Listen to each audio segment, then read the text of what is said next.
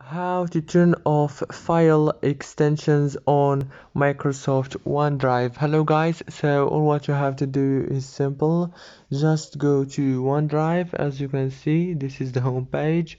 Now go down and click on me right here. After you click on it, it will take you to this page. Now click on settings and scroll down until you find show file extensions and click on it. Now it's disabled, very easy and fast, as you can see. And yeah, I hope this video was helpful. Please, if it is, don't forget to like and subscribe, and thank you so much for watching until the end.